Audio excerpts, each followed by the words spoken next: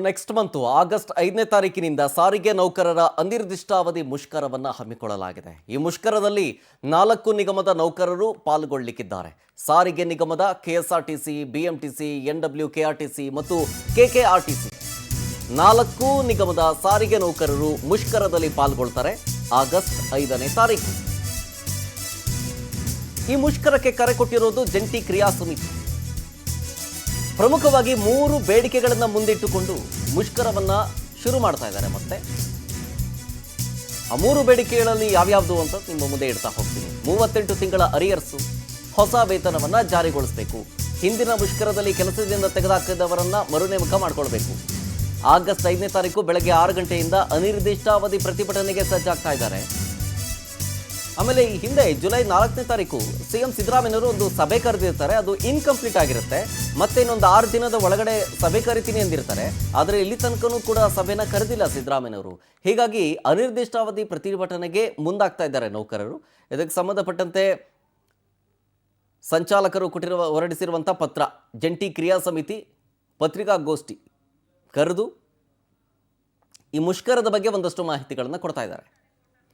Details ಕೊಡ್ತಾರೆ. ಇದ್ರ ಬಗ್ಗೆ ನಮ್ಮ ಪ್ರತಿನಿಧಿ ಈ ವಿಚಾರಕ್ಕೆ ಸಂಬಂಧಪಟ್ಟಂತೆ ಒಂದಷ್ಟು ಮಾಹಿತಿಗಳನ್ನು ಹಂಚಿಕೊಳ್ತಾರೆ. ಇನ್ನಷ್ಟೇ ಪ್ರಯತ್ನ ಮಾಡೋಣ. ಬಟ್ ಓವರಾಲ್ ಆಗಿ ನಾನು ಹೇಳ್ತಾ ಇದ್ದೆ, ಆಗಸ್ಟ್ 5ನೇ ತಾರೀಕಿನಿಂದಲೇ ಈ ಮುಷ್ಕರವನ್ನು ಶುರು ಮಾಡಬೇಕು ಅಂತ ಇಟ್ಕೊಂಡಿದ್ದಾರೆ. ಕಾರಣ ಏನು ಅಂತಂತಂದರೆ, ಜುಲೈ 4ನೇ ತಾರೀಕೆ ಈ ವಿಚಾರದ ಬಗ್ಗೆ ಸಿದ್ದರಾಮಯ್ಯನವ್ರ ಹತ್ರ ಮಾತನಾಡೋದಕ್ಕೆ ಹೋಗಿದ್ರು, ಸಭೆಯೂ ಕೂಡ ಕರೆದಿದ್ರು. ಆದರೆ ಅಲ್ಲಿ ಹೆಚ್ಚು ಡಿಸ್ಕಷನ್ ಆಗಲಿಲ್ಲ. ಅದು ಇನ್ಕಂಪ್ಲೀಟ್ ಆಗೋಯ್ತು, ಅವತ್ತು ಅಪೂರ್ಣಗೊಳ್ತು ಆ ಸಭೆ. ಹಾಗಾಗಿ ನೆಕ್ಸ್ಟ್ ಇನ್ನು 6 ದಿನದೊಳಗಡೆ ಸಭೆ ಕರಿತೀನಿ ಅಂತ ಹೇಳಿರ್ತಾರೆ ಜುಲೈ 4ನೇ ತಾರೀಕು. ಆದರೆ 15 ಡೇಸ್ ಆಗೋಯ್ತು, ಇನ್ನೂ ಕೂಡ ಅದ್ರ ಬಗ್ಗೆ ಸಭೆ ಕರೆದಿಲ್ಲ, ಅದ್ರ ಬಗ್ಗೆ ಮಾತಾಡ್ತಿಲ್ಲ ಅಂಥೇಳಿ ಇವಾಗ ಅಸಮಾಧಾನಗೊಂಡು ಆಗಸ್ಟ್ 5ನೇ ತಾರೀಕು ಅನಿರ್ದಿಷ್ಟಾವಧಿ ಮುಷ್ಕರಕ್ಕೆ ಒಂದು ಸಿದ್ಧತೆಗಳನ್ನು ಮಾಡ್ಕೊಳ್ತಾ ಇದ್ದಾರೆ.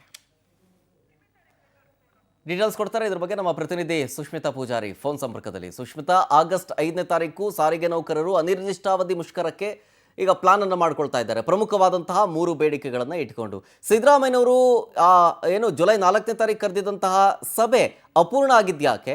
ಇನ್ನು 6 ದಿನದಲ್ಲಿ ಮತ್ತೆ ಕರಿತೀನಿ ಮೀಟಿಂಗ್ಗೆ ಅಂತ ಹೇಳಿದ್ದು ಕರೆದಿಲ್ಲ ಇಲ್ಲಿ ತನಕನೂ ಕೂಡ, ಅದ್ಯಾಕೆ?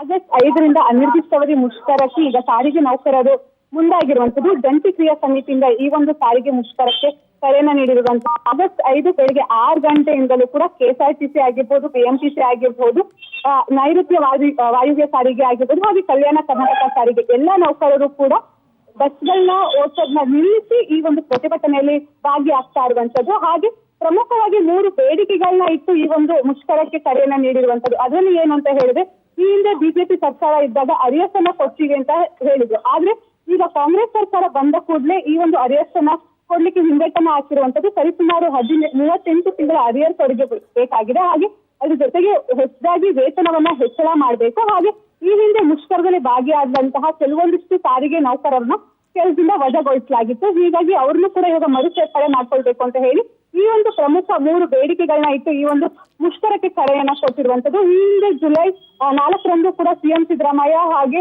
ಸಾರಿಗೆ ಸಚಿವರಾಗಿರುವಂತಹ ರಾಮಲಿಂಗ ರೆಡ್ಡಿ ಅವರು ಒಂದು ಸಭೆಯನ್ನ ಕರೀತಾರೆ. ಅಂದ್ರೆ ಸಿಎಂ ಗೃಹ ಕಚೇರಿಯಲ್ಲಿ ಈ ಒಂದು ಸಭೆಯನ್ನ ಕರೀತಾರೆ. ಆ ಒಂದು ಸಭೆಯಲ್ಲಿ ಸಿಎಂ ಸಿದ್ದರಾಮಯ್ಯ ಅವರು ಹೇಳ್ತಾರೆ, ಈ ಒಂದು ಅರಿಯರ್ಸ್ ಕೊಡುವಂತಹ ವಿಚಾರ ಏನಿದೆ ಅದು ಬಿಜೆಪಿ ಸರ್ಕಾರದಲ್ಲಿ ಆಗಿರುವಂತದ್ದು. ಅವರು ಭರವಸೆಯನ್ನ ಕೊಟ್ಟಿರುವಂತದ್ದು. ನಾವು ಯಾವ ರೀತಿಯಲ್ಲಿ ಈ ಒಂದು ನಿಮ್ಮ ಭರವಸೆನ ನಾವು ಹೇಗೆ ಈಡೇರಿಸಲಿಕ್ಕೆ ಆಗುತ್ತೆ ಅಂತ ಹೇಳಿ ಅವರು ಒಂದ್ ರೀತಿಯಲ್ಲಿ ಉಲ್ಟಾ ಮಾತಾಡಿರುವಂತದ್ದು. ಹೀಗಾಗಿ ಇದರಿಂದ ಆಕ್ರೋಶಗೊಂಡಂತಹ ಜಂಟಿ ಕ್ರಿಯಾ ಸಮಿತಿ ಸರ್ಕಾರದ ಆದೇಶ ಆಗಿದೆ, ಯಾವುದೇ ಸರ್ಕಾರ ಇದ್ರೂ ಈ ಒಂದು ಆದೇಶವನ್ನ ಪಾಲಿಸಬೇಕು. ಈಗ ಏಕಾಏಕಿ ಸರ್ಕಾರ ಬದಲಾದ ತಕ್ಷಣ ಈ ಒಂದು ಅರಿಯರ್ಸ್ ಅನ್ನ ಕೊಡೋದನ್ನ ನಿಲ್ಲಿಸಿದ್ರೆ ನಾವು ಯಾವ ರೀತಿಯಲ್ಲಿ ಮುಂದಿನ ದಿನಗಳಲ್ಲಿ ಕೆಲಸ ಮಾಡಬೇಕು. ಅದ್ರ ಜೊತೆಗೆ ಕೂಡ ಪ್ರತಿ 4 ವರ್ಷಕ್ಕೊಮ್ಮೆ ನಮ್ಮ ಸಾರಿಗೆಯ ನೌಕರರ ವೇತನ ಏನಿದೆ ಅದು ಹೆಚ್ಚಳ ಆಗ್ಬೇಕು.